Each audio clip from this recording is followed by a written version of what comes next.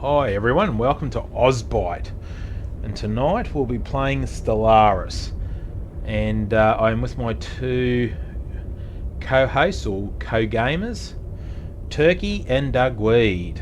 You want to say hi, guys? Welcome. Yes, everyone. Hello. Tonight we'll be playing Stellaris. Um, I'm actually the one hosting the game. Just a quick disclaimer. I have got all the DLCs except Toxoids, so I do apologize if anyone is looking for a full game playthrough, but it's really just a species packed, so it doesn't. The game is practically the same, anyways. But yeah, that's what I've got going for me. Yes, well I think we'll just be having a go game. Turkey's basically hosting this for us. I'm capturing, recording this for both the Twitch Ozbite, all three of us are part of, and also getting it ready for the upload ultimately to YouTube too, what you may be watching this on. But we have a game of Stellaris. I am fairly new to Stellaris. I've played it a bit with my co-hosts here. I think Turkey is definitely the most serious Stellaris player, I guess. Doug Weed has played quite a fair bit as well, and I'm probably coming up the rear there with the least amount of gaming hours. But it is a very in-depth game, as probably quite a few of you who have already played it know. And as Turkey said, we've got most of the packs except for which one was it? Sorry, Turkey, that we don't have. Toxoids, which is essentially a species pact. But if you're not directly playing as one of the Toxoids, hence the name, then it doesn't really affect your gameplay much. Yeah.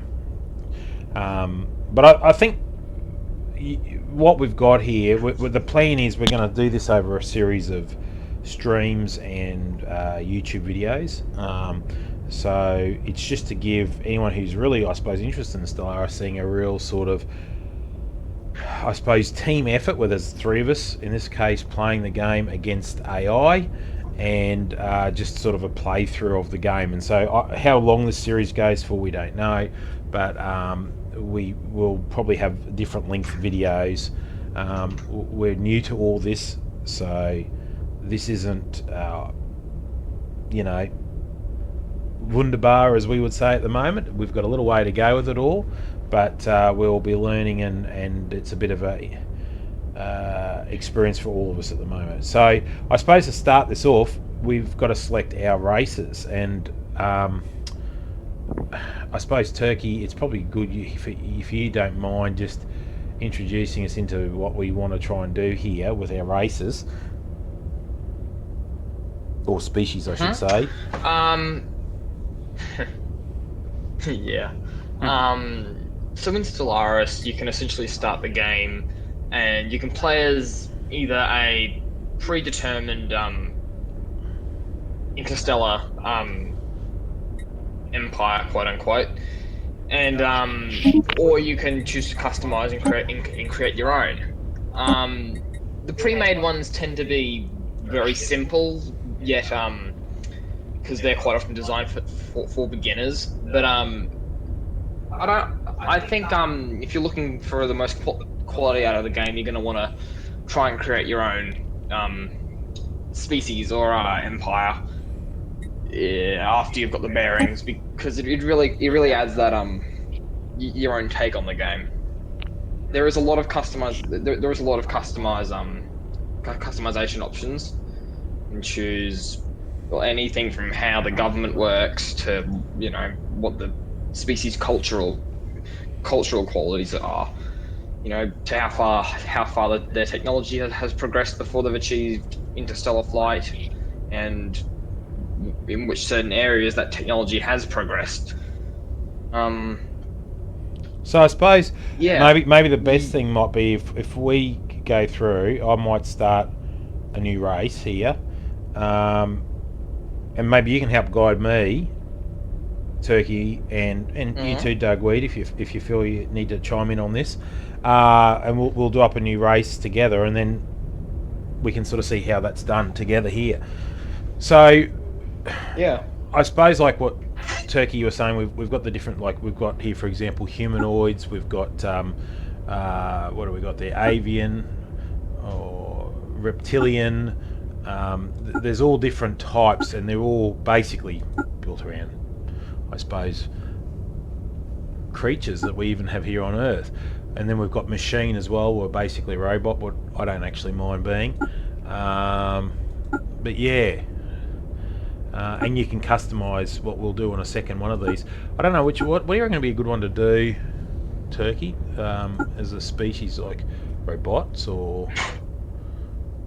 To create or to play? Yeah, as? to create for yours truly here to play. I suppose we want to think about how it'll fit in with the other characters we've got here too. Machines tend to be very simple with how their economies work. They only really require the same 3 basic resources, and they just recycle that to produce one another. Whereas a lot more organic civilizations tend to be a lot more intricate and codependent on how they function economically. One resource that you'll all hopefully learn about later is consumer goods. That's essentially one of the driving factors of any organic civilization. Machine empires don't have that. They just usually convert minerals straight away to what they want. You'll all find out about that later, of course.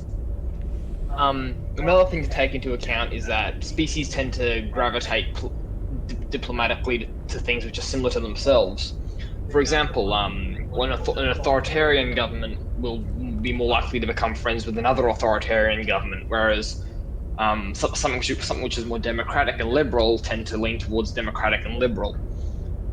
Machine empires also amplify that, where machines tend to attract other machines and shy away from organic civilizations, and vice versa. Yeah. So, what do you reckon would be best to go for tonight? Like with for us here, for me, do you reckon we go an organic, or do you reckon we go machine? And will that work in? If I go machine, for example, will it work in with you both as well? Well, I think me and Degweed were going organics. Yep. I'd say organic is the most commonly played because it has a lot more features to it and more depth. So yes, I think if you want to get a very fair overview of the game, you want to play it as an organic civilization. Okay, well we'll go that, and then that breaks us down to what type we all go. But I was sort of thinking maybe just either a humanoid or something like that.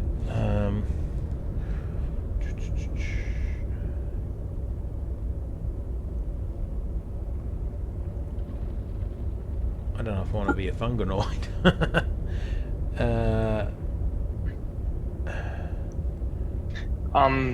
The list there, which I think you're scrolling through, is essentially a set of pre-made civilizations. Oh, that's right. So we really want to go create new, don't we? So we'll go create new, and I guess we'll go. Oh, how do we actually change it here? The species appearance. Oh yeah, here we go. Up the top. Yeah, I see. Yep. So you got your machine, you got your... Yeah, so we're going humanoid.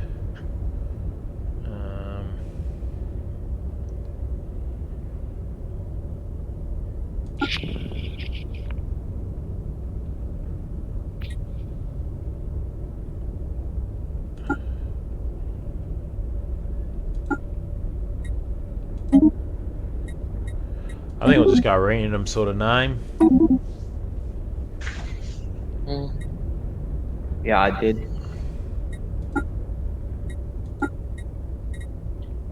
Trying to be speedy. And we'll design our logo. I'll go for something here.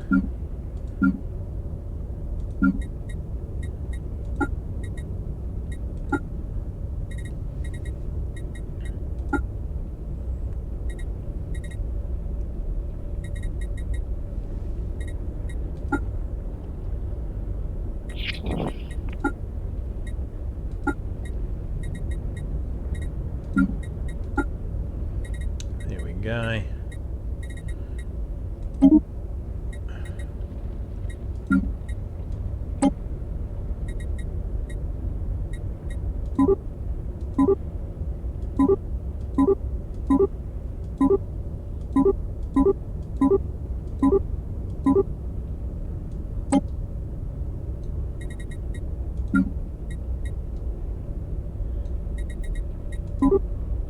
So just to add a bit of commentary over this, when designing a species, there's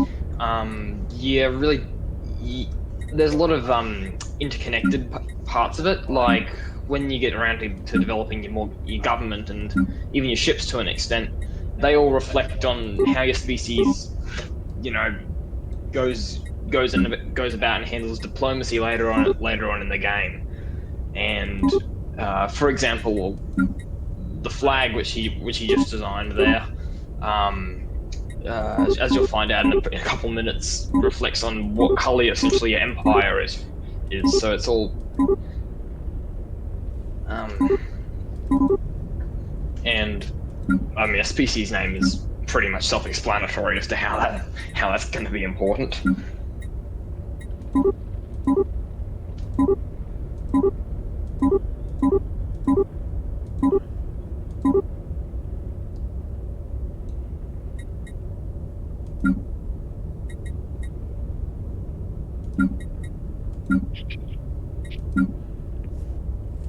I think half my problems is working out what ship I want.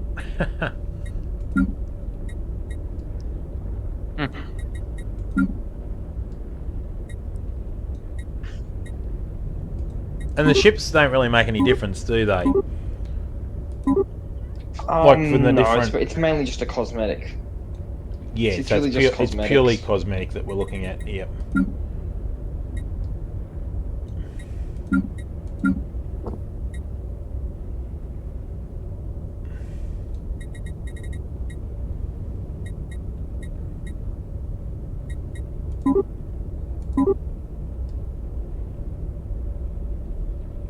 Okay. Go those. So we've chosen some names there. Oh yeah, this is like literally the colour of our aliens. The clothes that we want them to look. So you can get into it quite a bit, can't you? Yeah. Yeah, it's very interesting the amount of detail that's in it. For example, designing your leader, unless you're playing as a species which is essentially immortal, the leader will eventually die, or if you're democratic, they can get voted out and replaced by a new leader. So it's very interesting the amount of details you can even put into the game, even for small things like essentially a leader, which is probably going to be passed out after a while. I suppose in all essence, with all these options, it means that no game is going to really be the same. So it has good replay value because of that. Yes. Yeah. With the so we're up to the Empire now, basically. So I suppose first up, it's broken down to three things when you're setting this up. You've got your species that you select. You do your appearance, your species name, your name lists, and your traits. And we'll probably come a little bit back to that if need be. And then we've got the home world. So you know the name, the class, and the city appearances. What you probably saw me before, just going through and selecting. But this is, I think, more up to where you're really talking about now, Turkey, with regards to the Empire. And we've got our first section here. What's the origin? So with the one I've gone, we've got here prosperous unification, machinist, yada yada yada. There's quite a few options here, and of course this will depend, I suppose, on. Am I right in saying that there's more of these available depending on the additional add-ons that you get for the game? Yes, you would be. Yeah, they're usually added within DLCs, and they're quite often adding new ones at that as well. So basically, if you get the base game of this, you may not get anywhere near as many options as you can see here on the screen at the moment. These are all basically because Turkey has just about every single DLC for it. And with this character, what we're creating here, what do you reckon would be a good way to go here? Machinists, for example, what do you think we should do? Well, the origin really depends on what your government and ethics, which is the next available tab, is.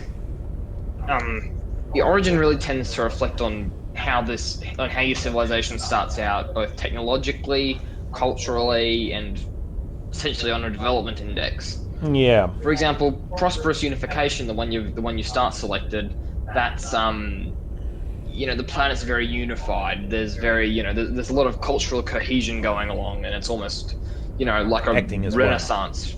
You start the game during. Whereas the next one across, Mechanist, is you start the game with, in a way where your civilization has already essentially embraced robotics and has created essentially a fleet of automated workers to be able to do a lot of menial jobs for you. You can of course unlock that. Yeah. So what do you reckon we select here? I think we need to just go through and select some basics here, just what you think we should do. So what do you recommend we do here? Well, I recommend prosperous unification. That's always a good one. It's the default one after all. Yep.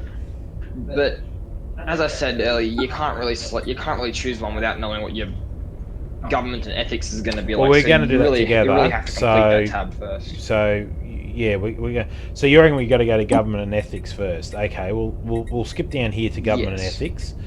So in here we have our ethics that we can choose, and as you can see here, we've got more things such as fanatic, militarist, and then you can bring it down to just a militarist, and then in the middle we've got the gestalt consciousness, or basically like default. So this, I suppose, what dictates our feelings towards others to an extent. Yeah, also has certain buffs and debuffs. Yeah, so and as you can see there, like if I'm hovering over yeah. xenophobe at the moment, it says we can purge aliens, we can enslave aliens, we can decrease opinion of other species, cannot give aliens full citizenship, cannot allow aliens full military service, cannot use refugee welcome species policy. But the benefits is the star base influence costs minus 20%, and the population growth speed goes up by 10%. So all these traits will have, I suppose, well, I don't know if it really shows you the cons, but it shows you the pros that they're going to bring. But ultimately, there is cons to it too, depending on how you want to play the game. And that's, I suppose, what Turkey was highlighting earlier, is that once you know this game well, and this is something I still really don't, you can really set up a character to how you want to play the game. So, in saying that, Turkey, what do you reckon we go for this character that we're creating here now?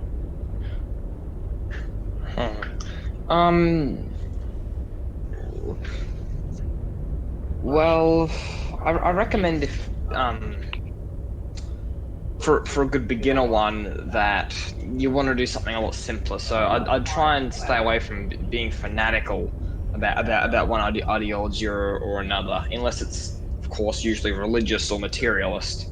Yep. Since being fanatical, materialist, or religious is, well, it doesn't really come with a lot of the other consequences like a lot of them do. Like, for example, if you're fanatical authoritarian, you tend to have, it tends to be a lot more complex how it all works around later in the game, where you have to embrace the dilemma of, giving your citizens rights and, if there's anything to do with that. Whereas the same applies for if you're libertarian.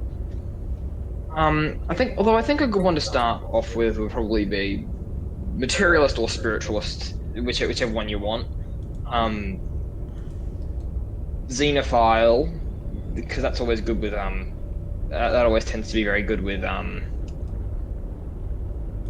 how your diplomatic relations go, and unless you know the game, unless you really know what you're doing, it's probably not. It isn't probably a good idea to go xenophobic, which essentially allows you to leave everyone else and just go your own way, which can be a good thing in some regards, but it tends to isolate you, and everyone and a lot of empires tend to notice that and can keep you vulnerable in that regard. Authoritarian and I think the other one's egalitarian, which is essentially liberal. Is they each have their own benefits and disadvantages. I find authoritarian is a lot easier to use in that regard, and it can be very convenient almost in a way, because it essentially allows your government to request a lot of control over the state and how the laws and your populace are yeah, I was looking at I can't get the words out. Authoritarian looked like not a bad one maybe to start with, because as it says, it allows stratified economy, living standards, can enslave aliens, cannot use democratic government forums. So it doesn't seem, as you say, too... Yeah, I've got that one. So maybe we'll go that one, hey? And I suppose we can probably go another one as well. You were saying spiritualist, I think, before as well, was one, or xenophile. Pacifists cannot use unrestricted wars policy, cannot engage in indiscriminate orbital bombardment.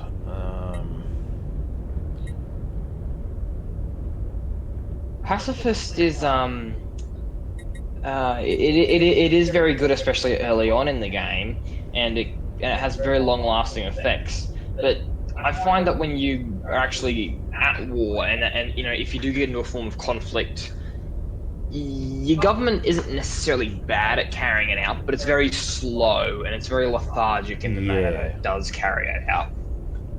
I think we want to keep it if you're militarist, turning along a bit here, so we probably best to look at maybe going to something a little bit different to that, I guess. Maybe I don't know. What do you reckon would be good to go with that? A militarist, maybe. Would militarists go good with? It definitely would. Can use no retreat war doctrine, and claim influence cost is minus 10%, and ship fire rate is plus 10%. So maybe we do that one. Yeah, I think they complement each other quite a lot, authoritarian and militarist, because the government has a lot of control with the authoritarian one. And if militarists are very, militaristic, so the government doesn't really have to face the backlash it would in a more democratic society where the public opinion, can easily sway whether or not they want a rearmament or a demilitarization. Yeah. Authoritarian, the government can really do what the government wants. Yep. Well, I think we'll go with that.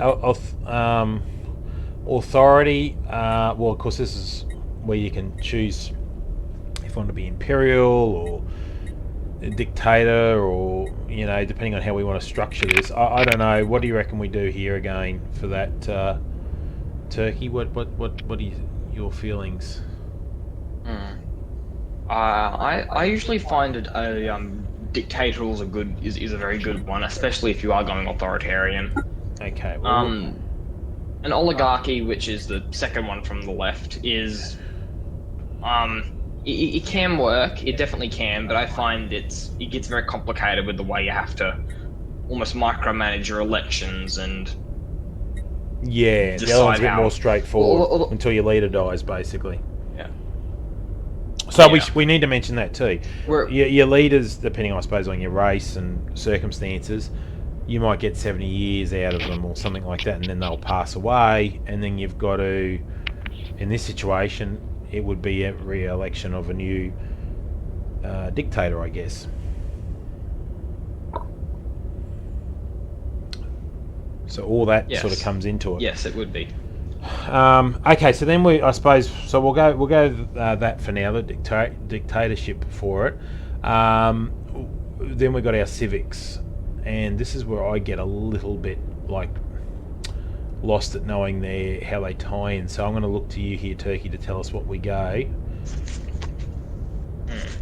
Well, first of all, before we get ahead of ourselves, I'd like to point out the fact that we still have 1 ethic points left to use. So we could still go. I thought we'd use that. Spiritualist or something, which will affect our civics, because you get different civics depending on what your government ideology is.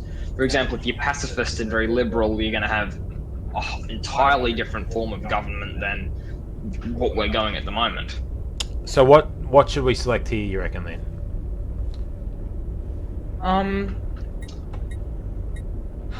I think a good thing for us to select could definitely be either xenophile, because that, of course, you have a much more almost pick and choose. You get to very much pick and choose your battles when it comes to diplomacy.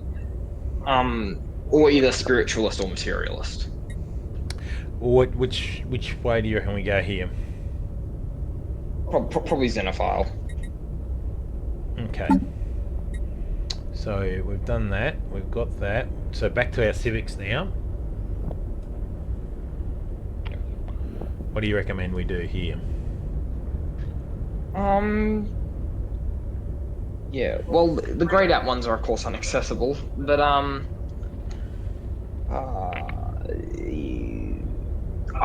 Byzantine bureaucracy can be very good. It essentially creates a lot more stability and unity from your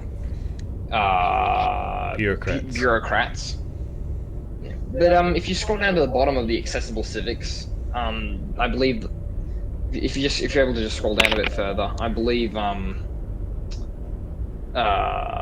ones like functional. Hang on. Ones like hang on, where is it? Sorry. No, you're right. I was just going through civics like masterful crafters and masterful crafters here. Efficient bureaucracy and merchant guilds. They are all very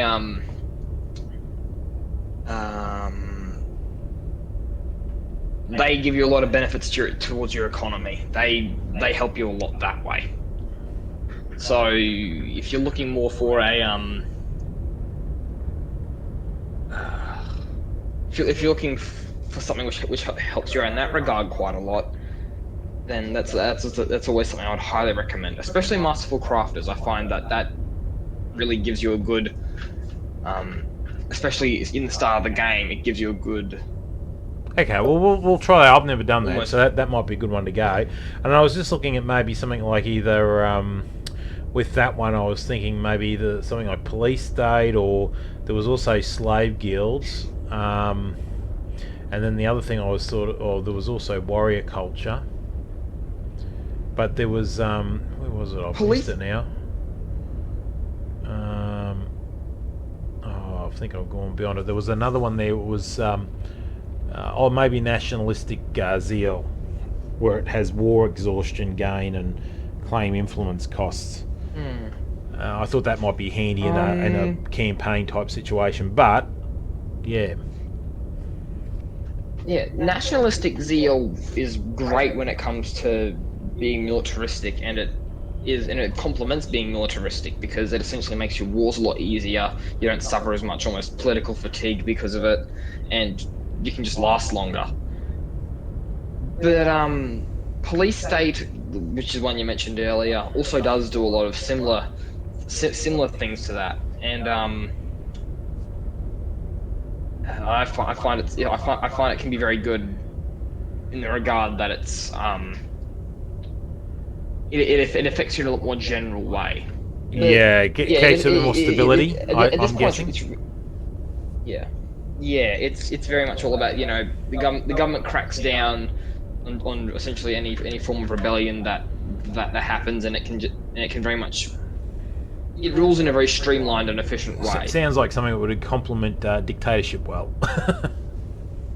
Yes, yeah, well, it does. It does. Oh well, maybe we'll do that one. Okay. Well, I think we got that side of things sorted out. Now we go into our advisor voice. Well, this is basically, I think, Dissent is forcefully discouraged. just the way that they sort of it You talks to us. Xeno scum. Maintaining state cohesion as we venture into space presents a unique challenge. So that's all right. We're happy with that. Empire name. Well, we'll just create something here. The Arcano regime hegemony. Oh, I don't like that.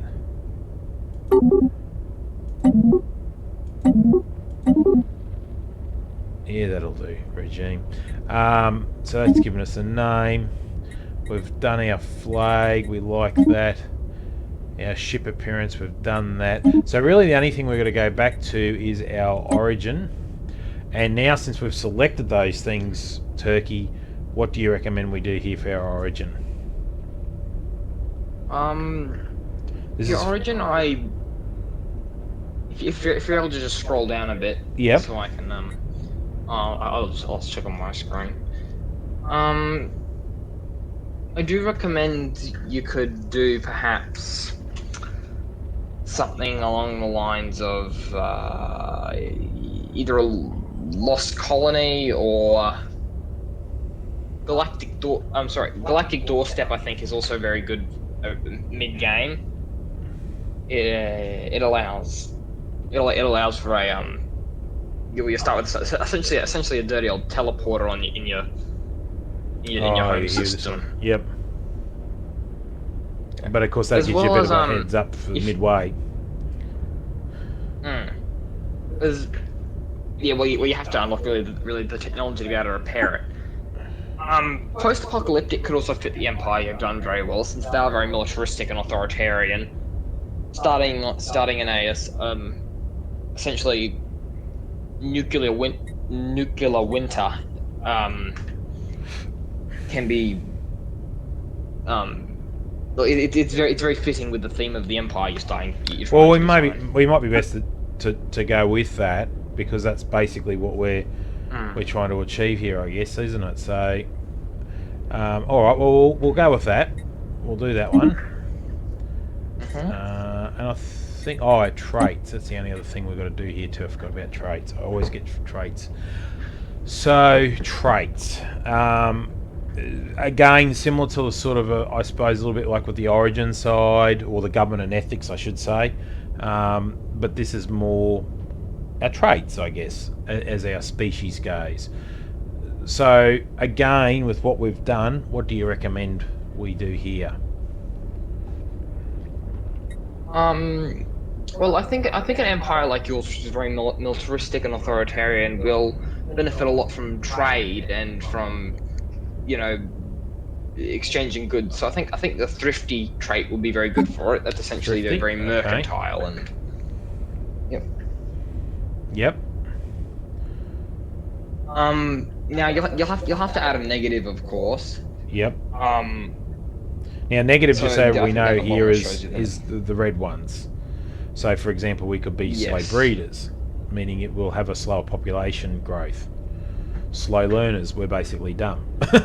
So, again, looking at these, is there a particular one you think would be, I suppose, less impactful?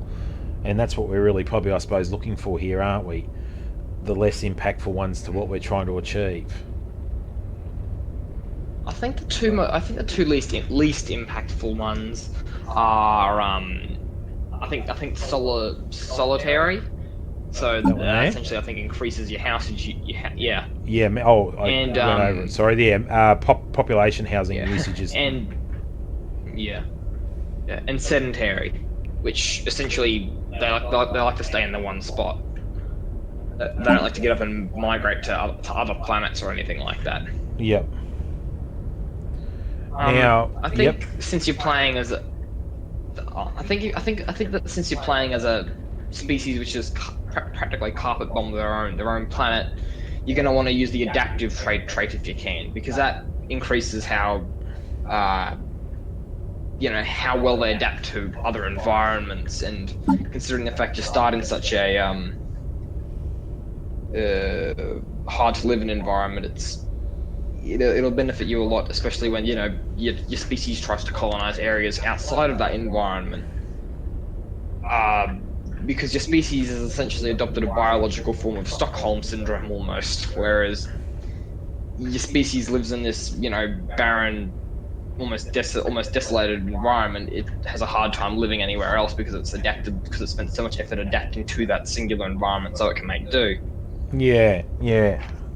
So we really, and I suppose that's the thing when we're doing a species creation, you want to try and take all these things into account, what you're trying to achieve. And of course, like I say, Turkey's played this a lot. He's got a very good idea of all the different things and how it all fits together. I'm pretty green around the ears when it comes to this sort of thing. So, but I am starting to learn that what you do here, it's a push-pull type of effect where you push here, it's going to pull something else later in the game and maybe affect certain things. What we should probably also mention is that there are some of these things that we're putting in here at the moment can change as you play the game. You can make changes to some of these selections, isn't that right, Turkey? Yes, your origin is permanent because, well, it's essentially what's happened in the past. But everything up to your civics, your government name, your ethics, your ideology, all of that's malleable. Yeah. So there's a bit of movement in some of that. What is another really cool thing about the game, because it can evolve a bit in that respect. So we've still got one trait pick left. Do we want to pick something there? I suppose we'd have to go another negative potentially, would we? Was there's no well, considering the fact you've only got one trait pick left, and a negative would, well, all it would really be is something to your detriment. Neutrals. I'd just have to leave it where it is. We'll leave it at that. Okay. Well, I think that's it. I think we're into the real nitty gritty of this now, where we can save and use this this race that we've now created, what we've called the Akano star regime. That's basically what we're going to use for showcasing this, I guess. Dagui, do you have anything you want to add? I know we've probably been doing most of the talking here, but is there anything you'd like to add to what we've just been talking about? Not really. I'm about to say you haven't gone to sleep on us, have you?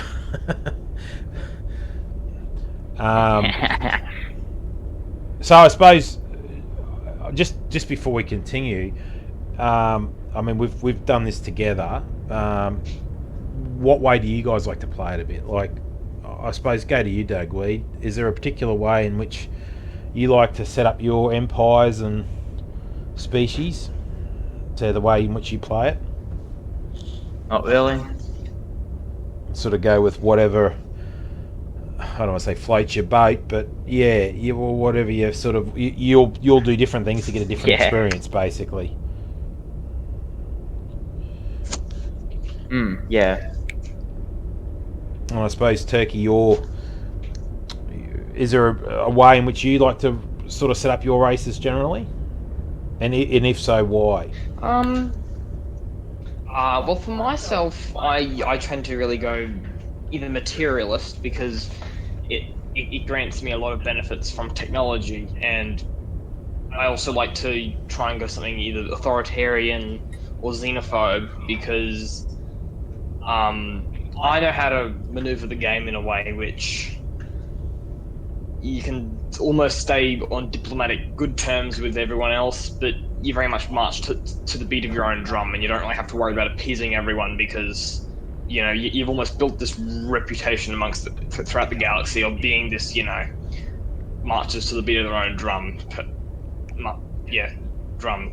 Meanwhile, if you go something a lot more like spiritualist or xenophile, you can almost develop a bit of a reputation as being, if you're religious, you can be easily, manipulated in that regard by using, your religious beliefs, and you can, you almost start crusades over your beliefs. So you're almost restrained in that regard. And if you're liberal or if you're xenophile, then you've got your own weaknesses as well. Yeah. In other words, I like to essentially try and ignore everyone else and do what I want. Yeah. Well, that's exactly it. You are trying to, I suppose, create something that you want to, I suppose, really create a game that you want to play, and that's the sort of thing you can sort of do with it a little bit. You can go through and basically create a race that you like, give them traits and origins and ethics that you want them to have, and I suppose it changes the sort of the way in which you're going to play the game. Yeah. Alrighty. Well, I guess we're at the stage where we can go into. I'm going to save this one. So what we've done is we've just created that race. We've done that, and then I will. Oh yeah, it's already selected. And I'll just ready. Well, actually, before I ready this up, is there anything important that we really want to discuss on this? And I mean, this is, I suppose, more relevant to multiplayer, of course. On this screen here, Turkey, is there anything you feel we need to really mention with regards to setup? I suppose you could explain maybe the way in which we're going to set up our galaxy here to play our map, I guess. So, sorry. So, up the top here, you can obviously see galaxy size. I have it on the huge setting because, well, there's 3 of us and we would like to space it out a bit. And the galaxy shape. They've recently added a lot of shapes, but yeah, I find the spirals very good because it's, as I said, balanced. But yeah, the rest of it's really just, statistics on how the game's going to function, because you can change really anything you want about the game, to how many other civilizations there will be, what state they start the game developed in, how easily you and others can research technologies, how many habitable worlds there'll be for you. You can really change a lot of it. I've of course just got it set up in a way which I find is very balanced and fair for everyone, as well as for our multiplayer game, of course, and something which I think is just enjoyable. Yeah.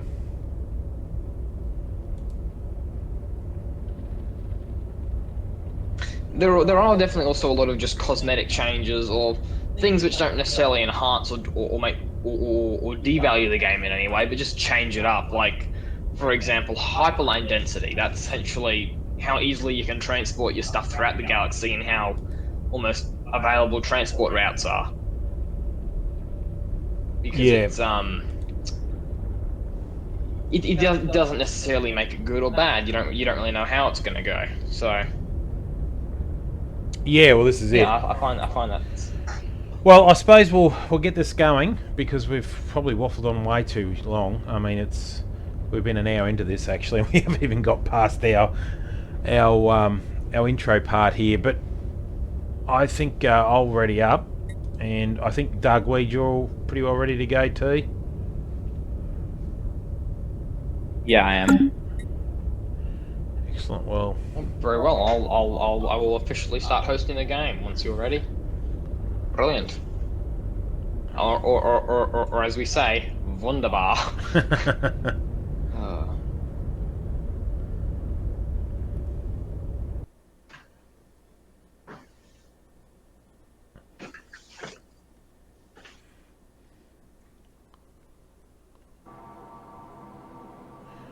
Okay, we're here, and we're up and running.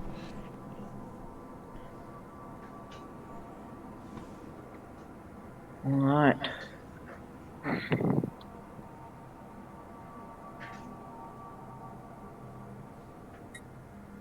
Welcome, Grand Marshal. I am... You'll be sorry. So I've turned off all the tip advice, but if you're new to this game, we would recommend that you have that on. My advisor is Turkey, basically, and Doug Weed. So I suppose the first thing... don't go for me to like I say, I'm no real player at this, but we always, when we play this, we sort of try and get a bit of an idea of the galaxy as a whole, where we're starting. We discuss where we're starting, so I'm actually basically north, dead centre, just up from the very centre of our, shall we say, donut. So I'm just sort of below the Picaris drift. Now I'm going to make a butchery of some of these words, sorry. Picaris drift, I guess it might be. I don't know if you guys can see that, but Picaris drift is basically dead centre on the top part of the ring. I don't know, you might even see the stream so you can see. Yeah. I'm above the Fire Cloud Nebula. The which one, sorry? About 5 solar systems above Fire Cloud Nebula. It's bottom left-ish. Oh, okay.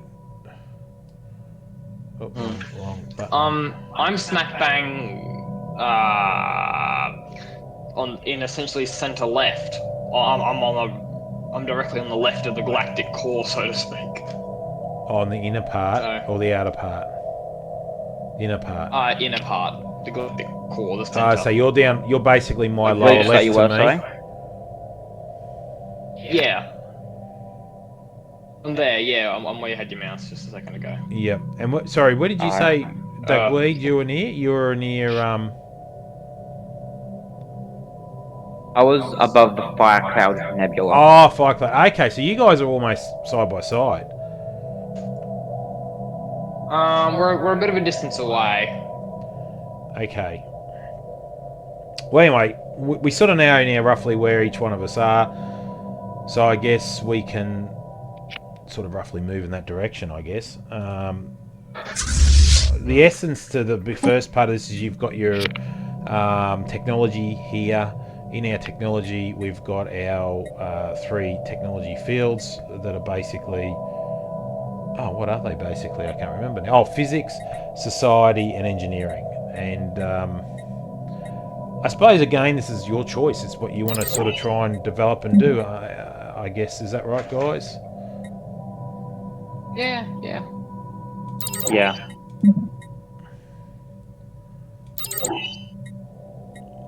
It's really just whatever. I mean, your ethics and everything always usually do play some form of a role in it, but yeah, at the end of the day, it really is just what you feel like you should go or you should do. So this is basically our. I mean, we've got a series of home planets at the moment. Well, we've only got the one system, and home planet. What's in my case is called Mashiri or Mashiri. I don't know how you'd pronounce that, but anyway, we'll go with Mashiri, and then we've got our star base center here as well. What I suppose at the moment is considered a starport, but we can upgrade this to a star hold, and there's a whole raft of upgrades we can do these and reduce these up in size and capability. We've also got a engineer ship, a scientific ship. The scientific ship will have a scientist assigned to it, as we can see down the bottom here, and we can build more of these and recruit more scientists. We can recruit generals, leaders for your planet, and all these have bearings as well and traits that they can add. I generally always do about, and this is again just me, everyone's different how they do it, but I generally do around about 3 science ships and about 2 to 3 building ships to begin with to try and get out and survey everything. And I think that's really the key thing at the beginning. The race in the game to begin with is really your surveying, and then trying to get a stronghold on systems that are available for you to lay claim to by basically building a a star base in each one. But you can't just go around. You have to have what they call unity, I think, isn't it, Turkey? Influenced. Or influence, sorry. But there's all those things come into it to how you get your influence points to have enough to be able to then get that system. I think we're poor. So at the moment we're paused, but I think I'm pretty alright to go if you guys are. Yeah. I am. I can just keep it on normal at the moment, or I could just put it on a bit slower. Oh, I think normal. Just through it a bit. Yeah, I think normal will be okay. We're not doing an in-depth thing on anything. We're just doing more of an overview here. So maybe if down the track anyone really wants to see anything in depth, maybe let us know, and perhaps Turkey or someone can maybe do a bit of a thing on it. Yeah. But what we can do is, you've got two views ultimately. You've got your galaxy map view that we're just in, and then also your I suppose system view. So galaxy map's great to get an overview. You can still see your key ships or assets there. This is our signed ship. We already have a scientist assigned here. I want to survey this system, so we're going to go up here and survey that system. He will now go and conduct a survey of that system. What we will need is we have mining stations built across key assets throughout our system to get such things as minerals, engineering points, power. These are all your resources basically. So at the moment I have got actually I think this system's actually fairly well been done. I've got some engineering and also mining over here. So right click and build a research station. So that now will send our engineer ship over to basically start creating and building that. And this will get us more engineering points. So this will help us with our research speed. If I say anything wrong, correct me, boys. Don't let me... Anomaly found. Now, we're going to get a lot of these pop-ups. At the moment, I've found it's an anomaly. It's found a crash site. Now, this stuff is, when you first get into this game, these are great. It really sort of tells a story. We've seen a lot of these. We skip over them a bit, and we probably will even through this. But in essence, this is how things unfold. Key aspects of the game come to light. Sometimes you may get a ship out of it. You may get a new mineral site Construction that you can extract. complete. Am I missing any key points here? Not really. It is. You can essentially get a random net resources out of something, or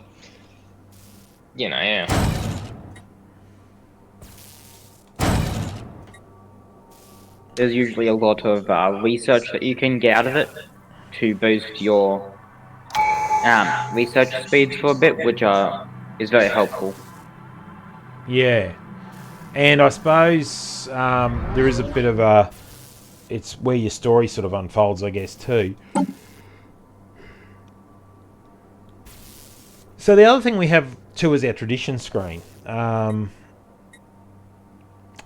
Maybe we just go slow here for a sec, if that's okay.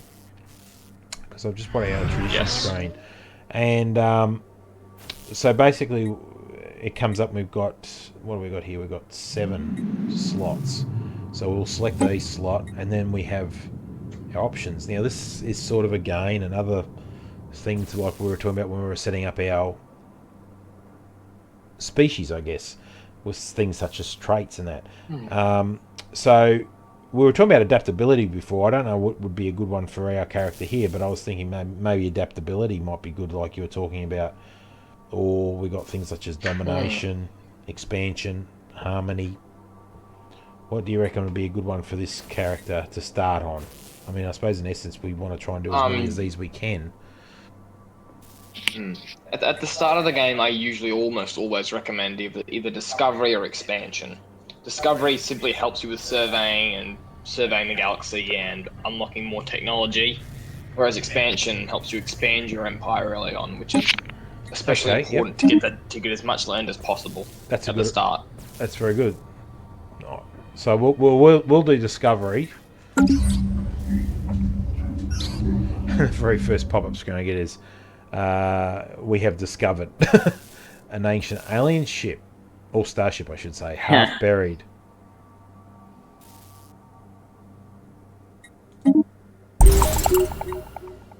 This is an archaeological site there now. So archaeological sites are basically more full-on research projects, and generally they lead to, I suppose, key events and stories to the game. As you can see, I've built another 2 science ships here, but we haven't got a leader to it. So if I click on the assign leader, I can then recruit an additional scientist. And we'll just watch this through. Oh, that's just a little update saying how wonderful we all are. And with our scientists, it'll give us like their age. I guess an older scientist will fall off their perch quicker. So we won't have them around as long, but they generally can be a little bit more experienced, I guess.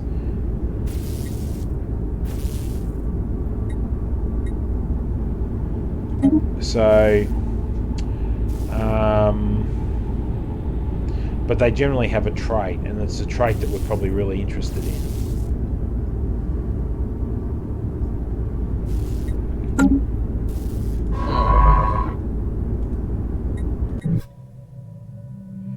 So I'll probably send them Star system charted. to start doing there, and it's just come up and tell us the star system is now charted. What's wunderbar, and we will continue on. I will now get the engineer ship to start building another mining station here. I'll get another scientist happening.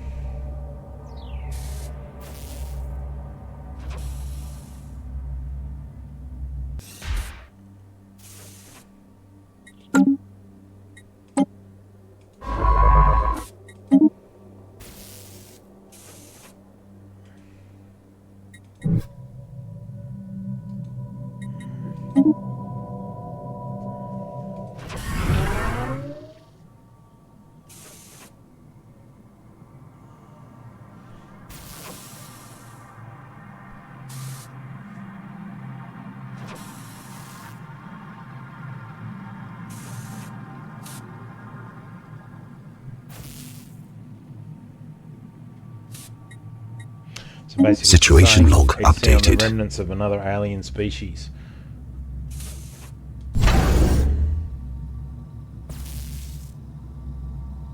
I keep calling them engineer ships, but they're actually called construction ships. Just shows you how Construction complete.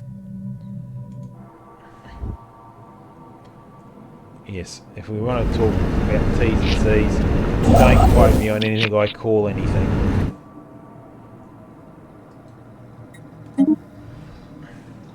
Yeah. I find if you want to try and improve pronunciation, just try and dwell on the word for like, 5 or so seconds and really just try and break it down. Your first glance is Anomaly almost never found. correct. It took me a while to be able to try and work out how to pronounce stuff.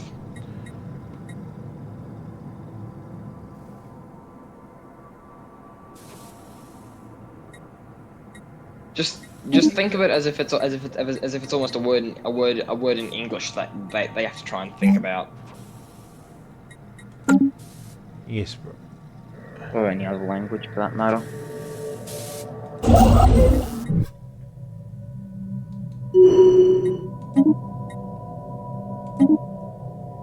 So yeah, I just had a quick little splash there of the screen. It said that my leader has gained an advantage or new skill. So basically, I suppose all of our key characters within our species here they develop. They get more efficient, more powerful, and yes. generally enhance your species as the game goes. So this is where I suppose more the micro management of the game starts to come into it, because you're not just doing a whole species. In some cases, you might be looking after a specific person within it.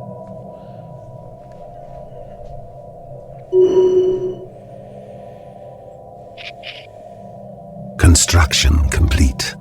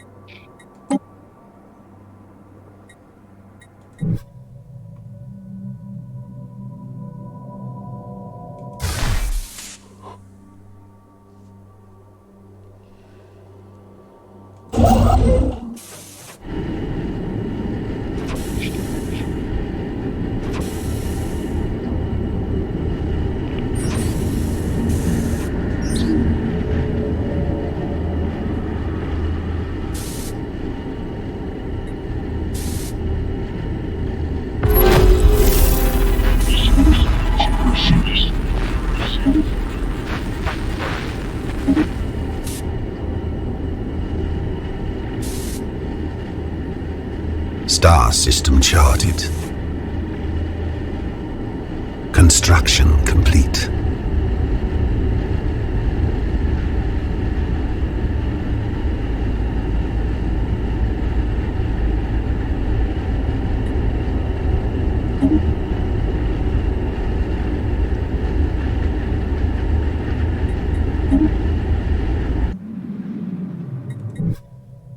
So as you can see here now on the map, our empire has already started to expand a little bit because we now got our,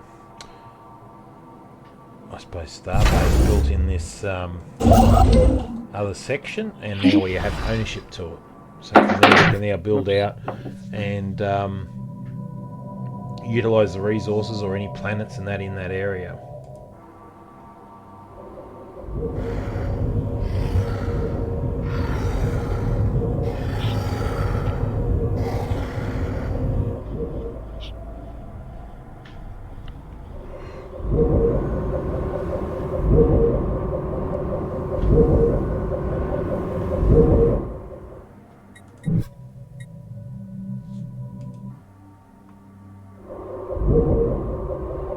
Another thing too, when you're going through and doing this, it comes up and says that if you want to research, I suppose, a key Star system discovery charted. that they've found through the charting of the systems. And if you do choose to do it, it'll tell you, I suppose, how long, how difficult it'll be, meaning that it'll utilise up that scientists' resources whilst doing that. And I suppose you can put it off if you wish and can get them continue surveying or get them to research that particular find. As it's basically come up here now on mine. Construction complete.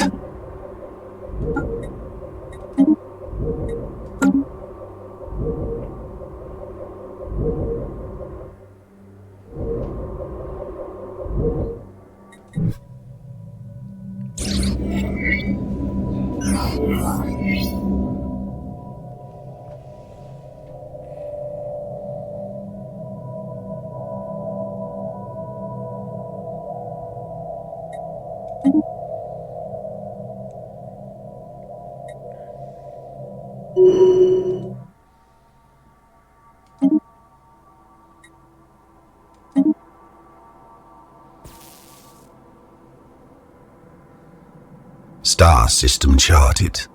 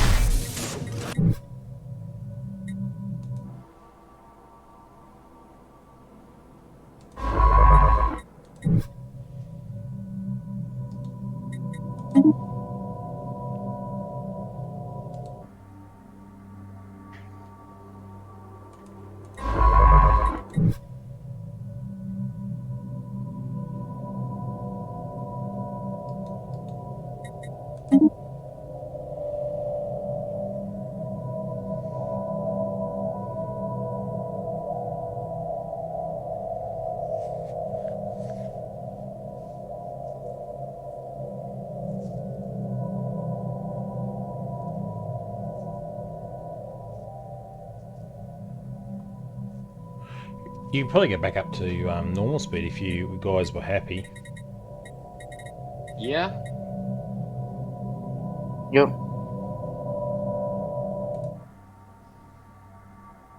Construction complete.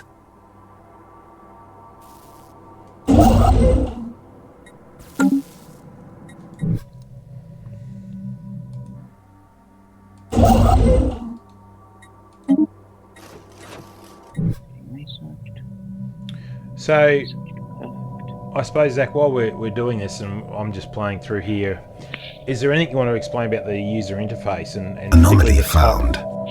with the way that the resources and that sort of work? Okay. So the top bar up there can be very daunting at first, but once you learn what it really entails and what is really in it, it becomes a lot simpler. So on the far left, there's Construction energy complete. credits, which well, if you hover over it down the bottom, it kind of explains it a bit. What section was that? Sorry, the Energy credits at the top. If you hover your mouse over it, it brings down like a blue drop-down bar, which explains it very well.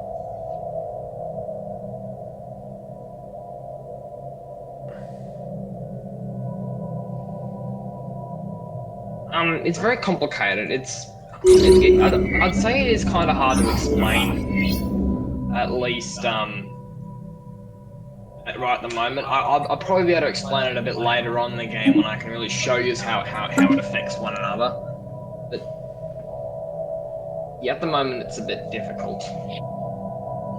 But I suppose the general gist is that that's telling you your energy credits that you have, Star your system minerals, charted. your food. So that's your resources, and that's really what you've got to manage. If you're having trouble building or moving, it's high probability that one of those is in the red. Well, yeah. Anomaly found. Construction complete. Star system charted.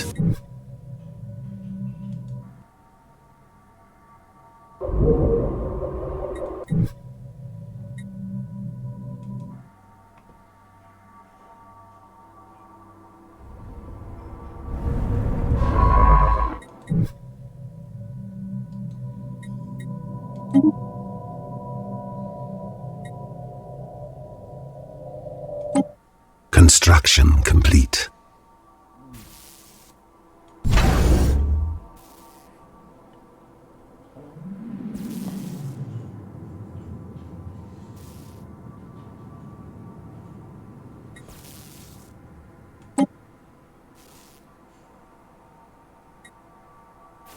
Oh, who have already met?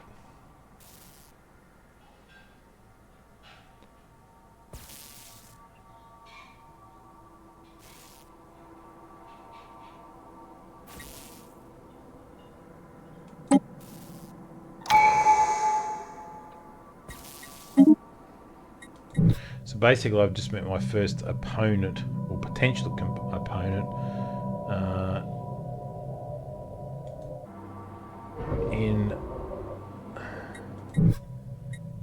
in the game.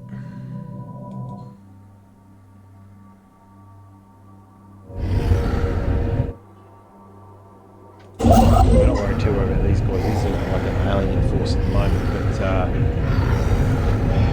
they've got question marks, so I don't really know what their situational status is, but they're not attacking or causing us any issues, so we'll let them be.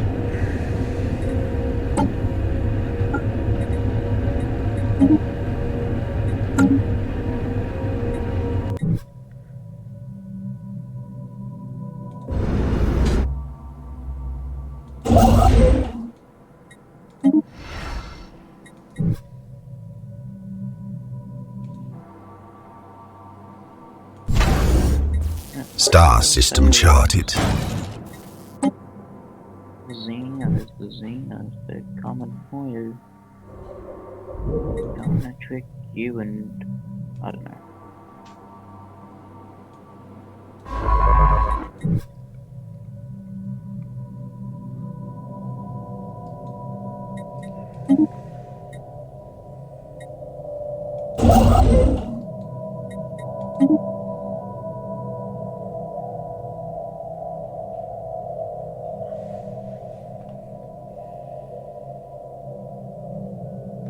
Construction complete.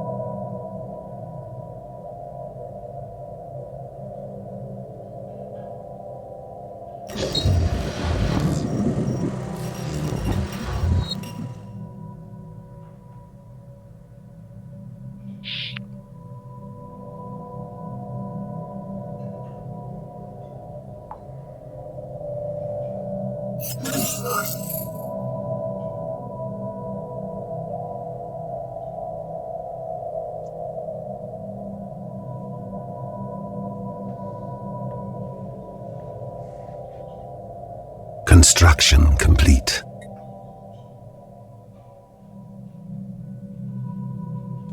Situation log updated.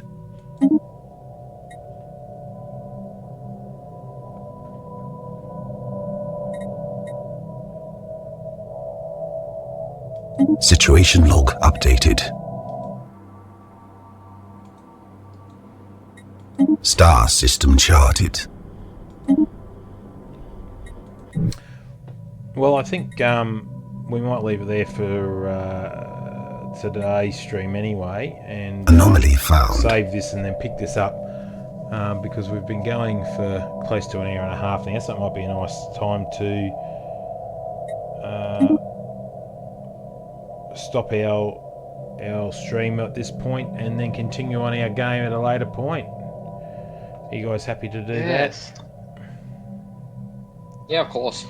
that? All right, might be a good spot there where we've sort of got into the essence now of the game. I mean, just a quick recap, we've basically just gone over the essence of what Stellaris is as far as setting up our species, and obviously that's quite a detailed process to go through, but we've now got into sort of the gameplay, and we're, I suppose, at the early stages of setting up our empire as such by getting additional systems under our control and utilising the resources. So this is generally early game. It'll be like this probably for a little while. Probably the next video will really highlight a lot more of that, but probably start to get into the realm where we're starting to obviously make more contact with other alien species, negotiate hopefully good terms on them with them, but probably will start to degrade into hostilities with certain ones then as well, and that will bring a lot more interest in the gameplay. Dugweed, do you have anything you would like to add before we stop this stream? No, not really. No worries. Turkey, do you? No, although apart from the fact I do think it is a good time to stop here, since we are essentially a bit of a, we've gotten into it, and now we're just kind of playing it. No worries. Well, we might stop there. It's just gone over an hour and a half into it, so we'll use this as a good starting platform to get more into the next depths of the game. So thanks for watching, guys. Appreciate that.